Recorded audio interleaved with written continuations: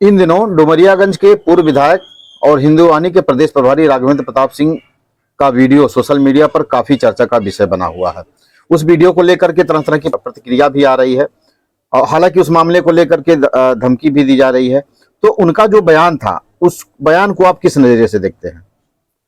पूर्व विधायक राघवेंद्र प्रताप द्वारा जो मुस्लिम लड़कियों के बारे में बयान दिया है वो निंदनीय बयान है। इस तरीके से बयान ही देना चाहिए। इनके सरकार में ही ऊपर के नेता जो हैं वो कहते हैं कि बेटी बढ़ाओ बेटी पढ़ाओ बचाओ। जब ये लोग ऊपर से ही कह रहे हैं तो इस तरीके से बयान देना एक समाज में गलत संदेश जाता है। और जो इनको धमकी मिल रही है वो तो एक राजनीतिक को है, मुद्दा है। कोई धमकी देगा, कोई ऐसा करेगा। धमकी देने के भी काम गलत है। भाई इनको कानूनी कार्रवाई जिनके ऊपर होना चाहिए वो होना चाहिए। आम आदमी कोई धमकी देना गलत है। ये बात प्रमुख मीडिया चैनल भी उनके बयान को लगातार चला रहा था। कुछ लोगों ने कहा कि उनका बयान कंडीशनल था, वो एक सभा को संबोधित कर रहे थे, तो वो क्रिया की प्रतिक्रिया का बयान था। इसको लेकर आप क्या कहेंगे? भाई किसी भी समाज की कोई भी लड़की, चाहे हिंदू समाज हो चाहे मुस्लिम समाज को हो, सभी की लड़कियां भाग जाती हैं। तो उस तरीके से अगर कोई लड़की हिंदू समाज की चली गई और वो 164 का बयान कोर्ट में दे दिया तो उस हिसाब से वो वही रहेगी। वो ये जो बयान दिए इनको सोच समझ के बयान देना चाहिए। एक जिम्मेदार नेता है, पूर्व विधायक भी रह चुके हैं। इस तरीके से बयान नहीं देना जिससे समाज में अराजकता फैले। समाजवादी पार्टी के शिक्षक सभा के प्रदेश उपाध्यक्ष हैं मणिंद्र मिश्रा मसाल जी, उन भी इस बयान का समर्थन नहीं करते हैं। उन्होंने भी तमाम तरह के आरोप लगाए हैं कि ऐसा उनको बयान नहीं देना चाहिए। तो क्या समाजवादी पार्टी के बयान का आप समर्थन करते हैं? जी, वो जो मणिंद्र मिश्रा ने कहा है वो सही कहा है। कोई भी समाज का आदमी अगर इस तरीके से बयान देता है तो गलत है, उसकी निंदा ही करनी चाहिए। हाल ही में एक घटना जो है कपिलवस्तु क्षेत्र में घटी, हालांकि उसमें मुकदमा भी लिखा गया। आरोपी जो भी रहे उसमें कुछ लोग जेल भी गए हैं। इसको लेकर के क्या कहेंगे? कोई भी आदमी अगर गलत काम करता है, किसी समाज का हो, चाहे हिंदू मुस्लिम सिख ईसाई कोई भी हो, अगर वो गलत काम कर रहा है तो उसके ऊपर मुकदमा होना चाहिए और शासन का उसके ऊपर सख्त रवैया होना चाहिए। संदेश क्या देना चाहते हैं? क्योंकि आप सदर भी हैं जामा मस्जिद के, तो एक वरिष्ठ नागरिक होने के नाते और पदाधिकारी होने के नाते क्या संदेश देना चाहते हैं? हमारा यही संदेश है कि ये बुद्ध की धरती है, इस पर अमन चमन कायम रहे। इस तरीके से लोग कोई बयान ना दे, हिंदू मुसलमान कोई भी पक्ष का नेता, जिससे यहाँ की शांति भंग हो। तो मैं कह रहा हूं 2 पे कम से कम 10 मुसलमान लड़की लाओ और उसको हिंदू। कितने नौजवान तैयार है जरा हाथ उठाओ। अरे ये ब्याह किए हो रुका नहीं।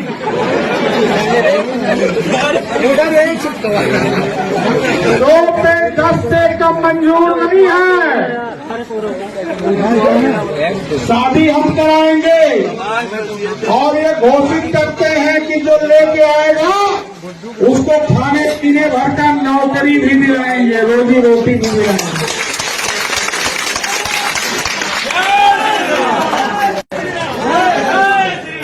लेकिन ये 2 जो गई है 1 महीने के अंदर, ये हमें पच नहीं रहा है। मुसलमानों सुन लो, ये हमें पच नहीं रहा है। ये 2 का बदला कुछ भारी होना ही होना है।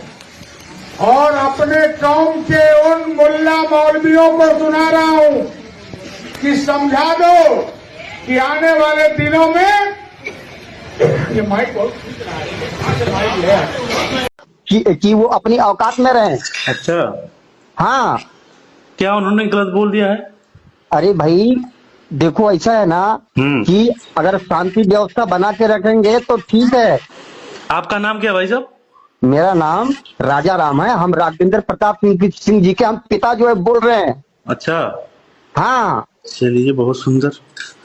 फिर आप राघवेंद्र प्रताप सिंह जी के उनके हम पिताजी यानी बात कर रहे हैं। अच्छा अच्छा, और हम योगी जी के नगरी में हैं। अच्छा, हाँ, तो सॉरी, गोरखपुर से हैं आप?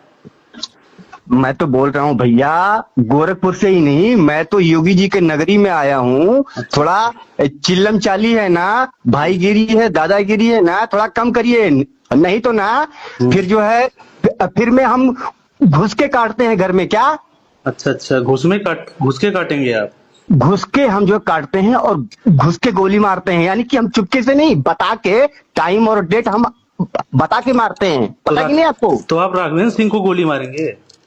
अरे भाई मैं तो बोल रहा हूँ कि राघविंदर जो भी है ना, राघविंदर जी को हमने हमेशा सम्मान दिए हैं, इज्जत दिए हैं, मगर औकात से बाहर नहीं जाना चाहिए, ठीक है ना? अच्छा अच्छा।